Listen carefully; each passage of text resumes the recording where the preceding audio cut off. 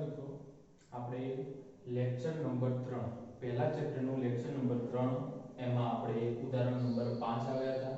હવે ઉદાહરણ 5 શું કહે છે કે જોડકા બનાવો. બરાબર. હવે આ સાઈડ તમને શું આપેલું છે? આ એનું યાદીનું સ્વરૂપ આપેલું છે. બરાબર. અને અહીંયા શું આપેલું છે? એનું કયું સ્વરૂપ છે? આપણે કોઈ પણ ગણને બે સ્વરૂપે દર્શાવી શકીએ. બરાબર. એક યાદીની રીતે અને એક ગુણધર્મની રીતે. તો આ તમારું યાદીનું સ્વરૂપ છે, આ એનું ગુણધર્મનું સ્વરૂપ છે. બરાબર. તો જુઓ, આના જોડકા બનાવવાના છે. તો અહીંયા હું વાત કરતો પહેલું આ શું છે? જોઈને થોડીક આઈડિયા આવે છે કે પ્રિન્સિપલ જેવો શબ્દ દેખાય છે. તો આ શું છે? કે પ્રિન્સિપલ શબ્દના મૂળાક્ષરોનો ગણ. તો જો અહીંયા પ્રિન્સિપલ શબ્દના મૂળાક્ષરો. હવે એક વસ્તુ સમજી લેજો કે આને તમારી યાદીના સ્વરૂપે દર્શાવવું હોય, અહીંયા તો જોડકા આપેલા છે, તો યાદીના સ્વરૂપે તમારે અહીંયા દર્શાવવું હોય તો જે શબ્દનું પુનરાવર્તન થતું હોય, અહીંયા કોનું પુનરાવર્તન થાય છે? આઈનું. ધ્યાનથી જોજો, કયા શબ્દનું પુનરાવર્તન થાય છે? આઈનું. તો આઈ તમારે કેટલી વખત લખવો પડશે? એક જ વખત લખવો પડશે. બરાબર. તો આની સાથે આ બે સ્વરૂપો કેવા છે? સરખા છે. આ એનું ગુણધર્મની રીત થઈ ગઈ, આ એની યાદીની રીત થઈ ગઈ. બરાબર. હવે 0 માટે. તો 0 માટે થોડુંક અહીંયા નજર મારો કે ભાઈ x એ ધન પૂર્ણાંક અને 18 નો ભાજક છે. એની આવે અહીં આ જુઓ, x એ પૂર્ણાંક સંખ્યા છે. x કઈ સંખ્યા છે? પૂર્ણાંક.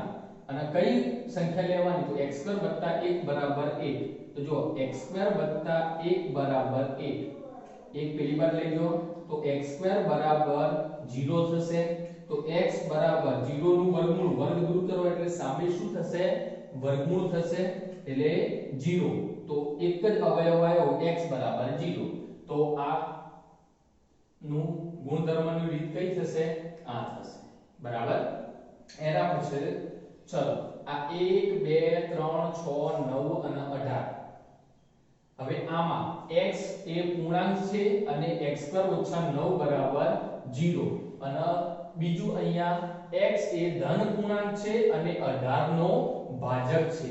બરાબર. એટલે એવા અવયવો કે જેને 18 ને એના વડે ભાગી શકાય, તો એ એનો શું થશે?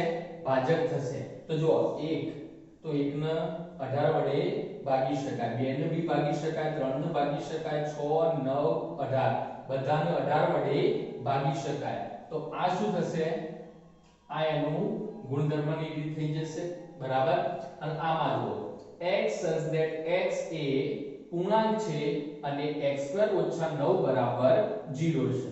તો અહીંયા કયું આપેલું છે? x2 - 9 = 0. તો x2 = 9. તો x બરાબર સામેની કિંમતનું વર્ગમૂળ અને કિંમત શેમાં આવશે? +or -3. તો x ની બે કિંમતો મળી, એક -3 અને બીજી કઈ મળશે? +3. તો અહીંયા આ કોનું જોડકું થશે? આનું થશે. બરાબર. તો મિત્રો આ તમારું ઉદાહરણ નંબર 5 થઈ ગયું. હવે એના પછી આપણે સ્વાધ્યાય 1.1 જોઈએ. બરાબર.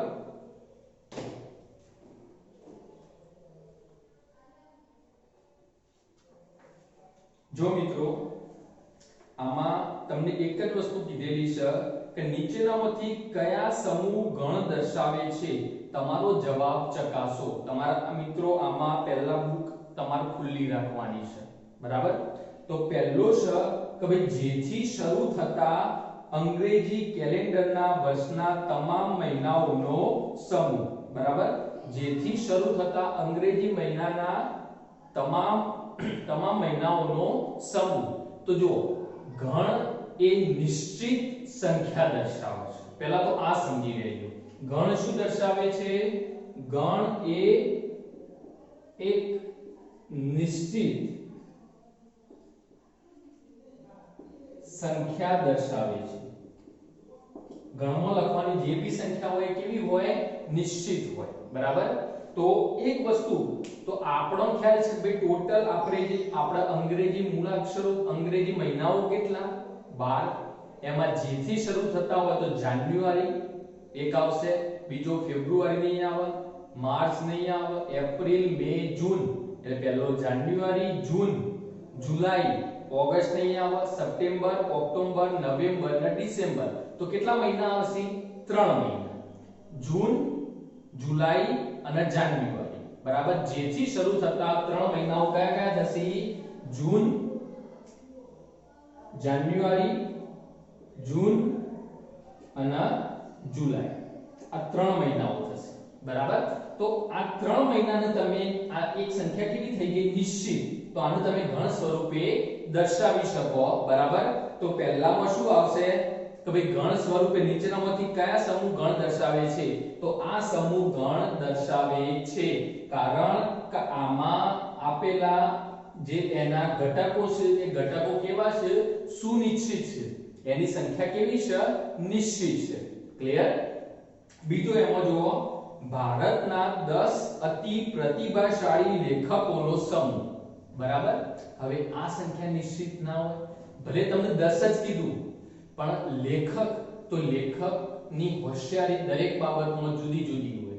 એ સાહિત્યનો લેખક છે, બરાબર, કે બીજી કોઈ વાત ઉપર એ લખે છે, તો આ વસ્તુ તમે નિશ્ચિત કરી શકો નહીં. એને કોઈ અહીંયા તમને એવું સ્પષ્ટ કીધેલું નથી કે ભાઈ કોઈ પણ આ પર્ટિક્યુલર સબ્જેક્ટનો એ લેખક છે, એવું કીધેલું નથી. એટલે તમે આ 10 લેખકો અલગ પાડી શકો નહીં. તો આ જે બીજું વાક્ય છે કે ભારતના 10 અતિ પ્રતિભાશાળી લેખકોનો સમૂહ, તો એ ગણ દર્શાવતું નથી.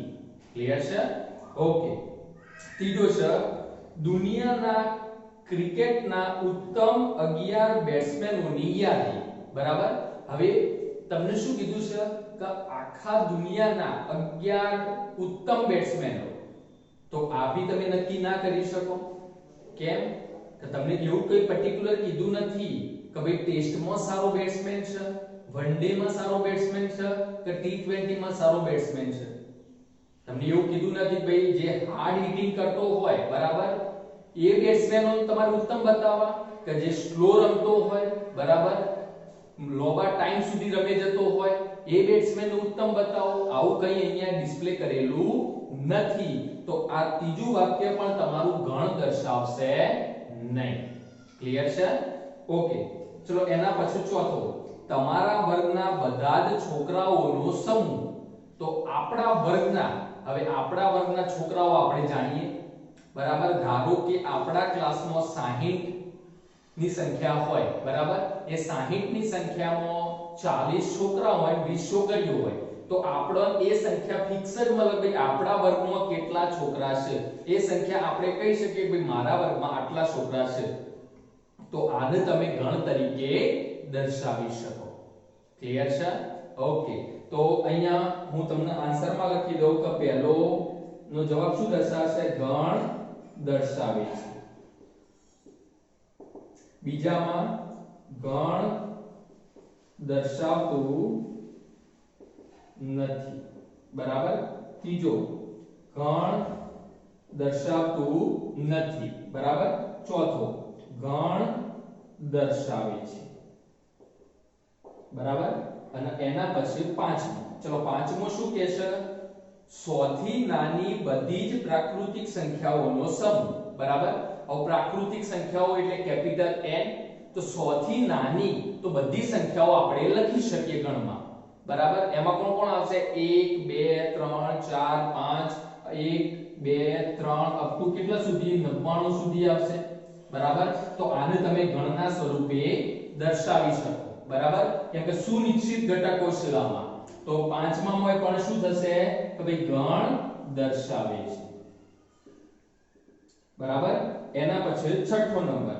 ચલો છઠ્ઠામાં શું કહે છે કે ભાઈ લેખક મુનશી પ્રેમચંદ લખેલી બધી જ નવલકથાઓનો સમૂહ. બરાબર. હવે અહીંયા તમને ચોખ્ખું કીધેલું છે. ખાલી જો એટલું કીધું હોય કે ભાઈ એકલી નવલકથાઓનો સમૂહ, બરાબર, તો કયા લેખકે લખી એ તમે સુનિશ્ચિત કરી શકો નહીં. પણ અહીંયા તમને લેખક સાથે કીધું છે કે ભાઈ મુનશી, બરાબર, દર્શાવેલ લખેલ નવલકથાઓનો સમૂહ. તો આપણે ઈઝીલી કહી શકીએ કે ભાઈ મુનશીએ કેટલી નવલકથાઓ લખી છે. બરાબર.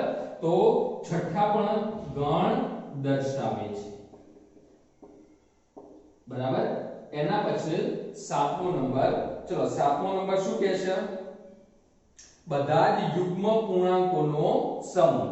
હવે બધા જ યુગ્મ પૂર્ણાંકો આપણે જાણીએ છીએ 2 4 6 8 10 12 up to and so on સુધી, અને પેલી બાજુ -2 -4 -6 up to and so on સુધી, બરાબર. તો આ પણ શું થશે? ગણ દર્શાવે છે. આ ગણ કેવો થશે? આ ગણ અનંત ગણ થશે, પણ એ ગણ દર્શાવશે કેમ કે તમને ક્લિયરલી કીધેલું છે કે ભાઈ યુગ્મ પૂર્ણાંકોનો સમૂહ. ક્લિયર? ઓકે. ચલો એના પછી આ પ્રકરણના બધા પ્રશ્નોનો સમૂહ, બરાબર. તો કોઈ પણ પ્રકરણ હોય, બરાબર, તો એ પ્રકરણમાં પ્રશ્નોની સંખ્યા નિશ્ચિત જ હોય.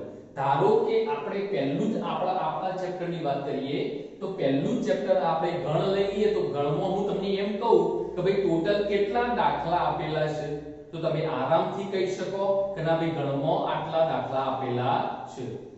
ક્લિયર છે? બરાબર. તો આઠમો પણ શું થશે? ગણ દર્શાવે છે. બરાબર. એના પછી નવમો, ચલો નવમો શું થશે? દુનિયામાં ખૂબ જ ભયાનક પ્રાણીઓનો સમૂહ. બરાબર. હવે જુઓ, હવે દુનિયામાં ખૂબ જ ભયાનક પ્રાણીઓનો સમૂહ, તો આમાં તમને હવે કશું એવું કીધું નથી કે જંગલી પ્રાણીઓ, એવું કોઈ પાલતુ પ્રાણીઓ, એવું કંઈ તમને અહીંયા કીધેલું નથી. બરાબર. તો કોઈ એક સમૂહ તમે સુનિશ્ચિત કરી શકો નહીં, તો આ વસ્તુ તમારે અહીંયા ગણ દર્શાવશે નહીં. બરાબર. તો આ આપણો પ્રશ્ન 1 થઈ ગયો કે ભાઈ કયો સમૂહ ગણ દર્શાવશે, કયો સમૂહ ગણ દર્શાવશે નહીં. તો ગણ કયો સમૂહ દર્શાવશે કે જેમાં સુનિશ્ચિત ઘટકો આપણે લખી શકતા હોય, બરાબર, તો એ ગણ દર્શાવશે. અને એક એવો સમૂહ કે જે તમે લખી શકો નહીં, તમે સુનિશ્ચિત કરી શકો નહીં, બરાબર, તો એ ગણ દર્શાવશે નહીં. ક્લિયર છે? ખ્યાલ આવી ગયો? ઓકે. તો આ તમારો પ્રશ્ન નંબર 1 થઈ ગયો. હવે આપણે જોઈએ પ્રશ્ન નંબર 2.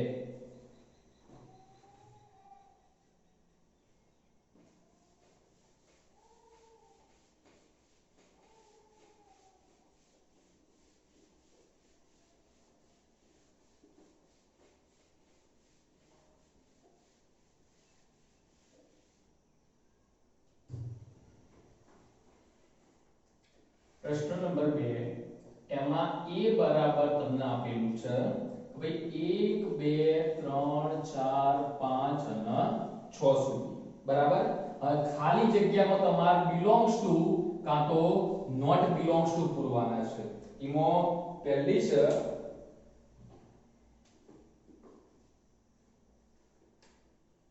ફર્સ્ટ તો ભાઈ 5 ખાલી જગ્યા a. બીજા નંબરમાં છે 8 ખાલી જગ્યા a.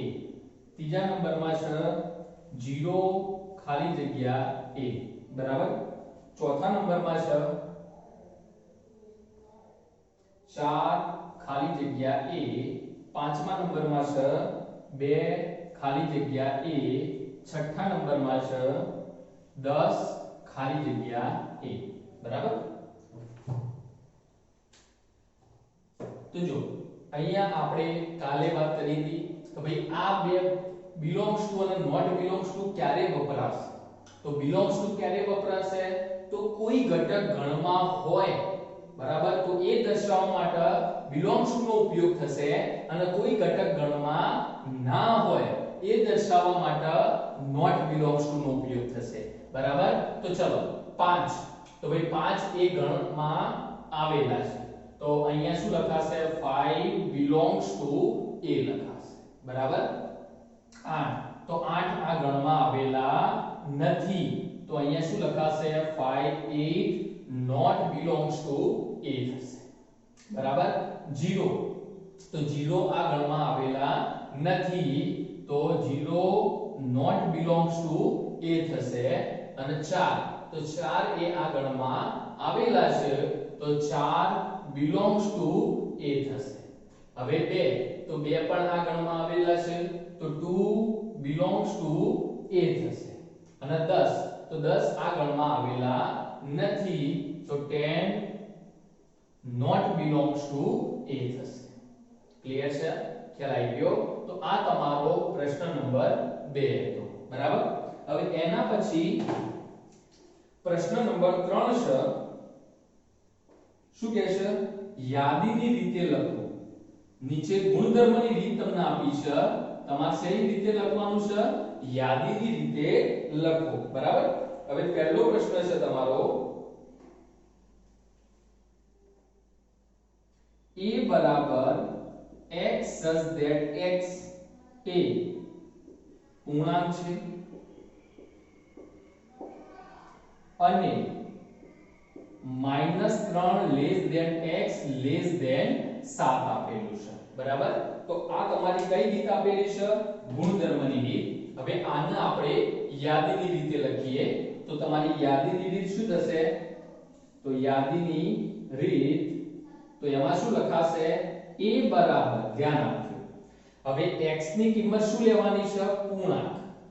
પૂર્ણાંક સંખ્યા છે અને એ પૂર્ણાંક કઈ? -3 અને 7 ની વચ્ચેની. અહીંયા જો ખાલી લેસ ધેન આપ્યું છે, એટલે -3 કે 7 તમારે અંદર લેવાના નથી. ખાલી -3 અને 7 ની વચ્ચેની જે પૂર્ણાંક સંખ્યા છે એ તમારા આવશે. તો ચલો -3 અને 7 ની વચ્ચે કઈ કિંમતો આવે? એક -2 આવશે, -1 આવશે, 0 આવશે, 1 2 3 4 5 અને 6 આવશે. બરાબર? કેમ આ કિંમતો લીધી? કેમ કે તમને અહીંયા કઈ કિંમતો માંગી છે? પૂર્ણાંક. તો પૂર્ણાંક કિંમતોમાં પોઈન્ટ વાળી કિંમતો સમય સંખ્યાઓ એ અંદર આવશે નહીં. તો -3 અને 7 ની વચ્ચેની કિંમતો, તો આ તમારી કઈ રીત થઈ ગઈ? યાદીની રીત થઈ ગઈ. ક્લિયર છે? ઓકે. ચલો એના પછી બીજા નંબરનો તમારો ક્વેશ્ચન છે કે ભાઈ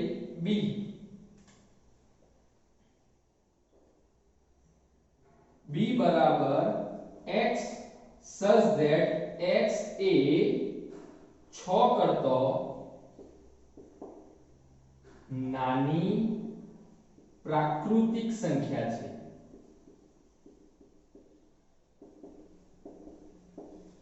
x such that x એ 6 કરતો નાની પ્રાકૃતિક સંખ્યા છે. બરાબર? તો ચલો એની યાદીની રીત શું થશે? તો b બરાબર, ચલો 6 કરતો નાની પ્રાકૃતિક સંખ્યા. હવે પ્રાકૃતિક સંખ્યાઓ પહેલા કઈ કઈ હોય? તો 1 2 3 4 5 6 up to and so on સુધી. બરાબર? એમાં પણ કઈ કીધી છે? 6 કરતો નાની. તો 6 કરતો નાની પ્રાકૃતિક સંખ્યાઓ કઈ કઈ થશે? તો 1 2 3 4 અને 5. બરાબર? આમાં પ્રાકૃતિક સંખ્યામાં 0 અને ઋણ કિંમતો આવશે નહીં.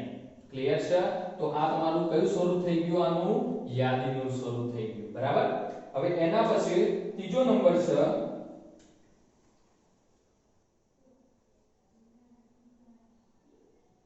c બરાબર x such that x એ જેના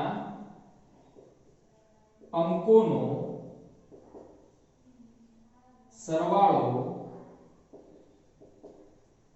8 થતો હોય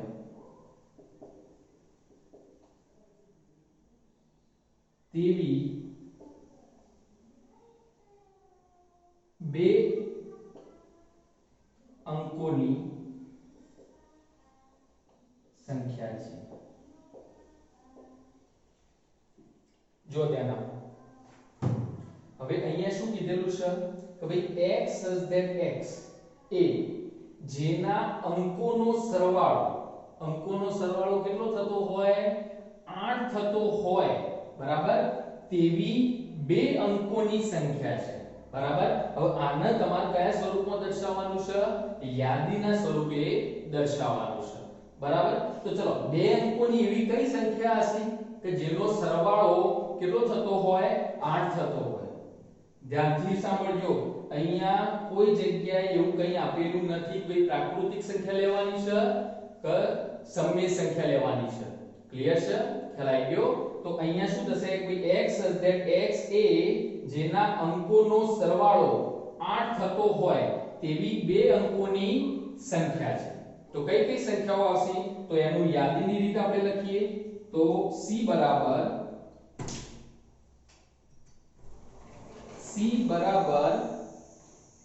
ચલો 8 એટલે તમે ઋણ કિંમત હોય લઈ શકો ધન કિંમત હોય લઈ શકો બરાબર ઋણ કિંમત તો ચલો ધ્યાન આપો અહીંયા આપણે એક સંખ્યા લઈએ પહેલા 1 થી ચાલુ કરીએ બરાબર તો 1 ના બાજુમાં હું કેટલા મૂકું કે એ બે નો સરવાળો 8 થાય તો 1 ના બાજુમાં મારે કેટલા મૂકવા પડે 7 તો જો 1 + 7 કરો એટલે એનો સરવાળો કેટલો થશે 8 થશે તો પહેલી સંખ્યા આવશે 17 ચલો એક માટે પતી ગયું એક માટે એકની સાથે બીજી એવી કોઈ સંખ્યા નહીં હોય જેનો સરવાળો 8 થતો હોય ચલો 2 ની વાત કરો તો 2 ની સાથે હું અહીંયા કેટલા મૂકું કે એ બે નો સરવાળો 2 અને એ સંખ્યાઓનો સરવાળો કરું તો જવાબ 8 આવે તો અહીંયા કેટલા મૂકું 6 તો બીજી સંખ્યા થશે 26 બરાબર 3 માટે તો 3 માટે તો 3 ની સાથે અહીંયા કેટલા મૂકું 5 તો આ બે નો સરવાળો કરો એટલે તમને કેટલા મળશે 8 મળશે તો ત્રીજી સંખ્યા અહીંયા આવશે 35 બરાબર હવે એના પછી 4 માટે તો 4 માટે અહીંયા કેટલા મૂકવા પડે બીજા 4 એટલે 4 + 4 કરો એટલે કેટલા થશે 44 થશે બરાબર હવે એના પછી 5 માટે તો 5 તો અહીંયા કેટલા મૂકવા પડે 3 તો 5 + 3 કરો એટલે સરવાળો કેટલો થશે 8 તો અહીંયા આવશે 53 બરાબર 6 માટે તો 6 તો એની સાથે કેટલા મૂકવા પડે 2 તો 6 + 2 એટલે કેટલા થશે 8 થઈ જશે તો સંખ્યા થશે 62 7 માટે તો 7 ની સાથે કેટલા મૂકવા પડશે 1 એટલે 7 + 1 કરશો એટલે જવાબ કેટલો થશે 8 થશે તો અહીંયા આવશે 71 ક્લિયર હવે એના પછી 8 તો 8 ની સાથે કેટલા મૂકું તો 0 જ મૂકવું પડે તો 8 + 0 એટલે જવાબ શું આવશે 8 જ રહેશે એટલે 80 હવે 9 માટે સંખ્યા આવશે નહીં બરાબર તો આ તમારી શું થઈ ગઈ આ ત્રીજાની યાદીની રીત થઈ ગઈ ક્લિયર છે ખ્યાલ આવી ગયો ઓકે ચલો એના પછી આપણે ચોથો નંબર જોઈશું તો ભાઈ ચોથા નંબરમાં શું આપેલું છે ધ્યાન આપો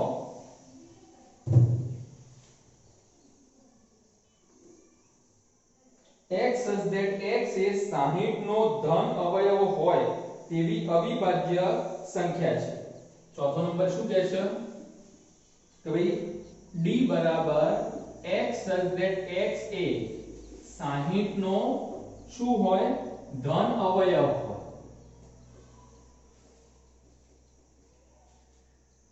તેવી અવિભાજ્ય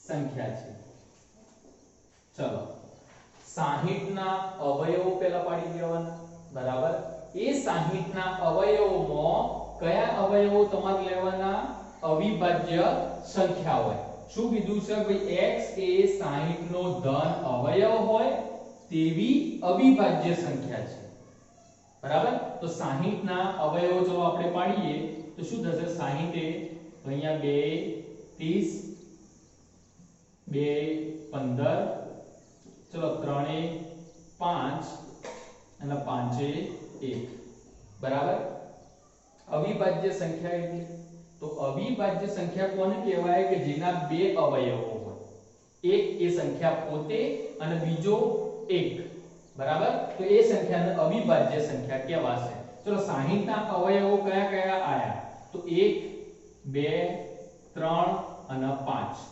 ચલો આ તમારા 60 ના અવયવો થઈ ગયા બે વખત છે પણ બે વખત લખવાની કોઈ જરૂર નથી અહીંયા આપણે એવી સંખ્યાઓ લખવાની છે કેમ કે ગણમાં જે સંખ્યા રિપીટ થતી હોય એ તમારે કેટલી વખત લખાય છે એક જ વખત લખાય છે બરાબર તો આમાં અવિભાજ્ય સંખ્યાઓ કઈ થશે તો એક અવિભાજ્ય કહેવાશે વિભાજ્ય કહેવાશે તો એક અવિભાજ્યમય નહીં આવે કે વિભાજ્યમય નહીં આવે કેમ કે એક એ તટસ્થ સંખ્યા છે બરાબર તો આમાં કયા કયા આવશે તો 2 આવશે બરાબર 3 આવશે અને 5 આવશે ક્લિયર છે ખ્યાલ આવી ગયો ઓકે હવે એના પછી પાંચમો કે ભાઈ ટ્રિગોનોમેટ્રી શબ્દના મૂળાક્ષરોનું ગણ ઈ શું છે ટ્રિગોનોમેટ્રી એટલે T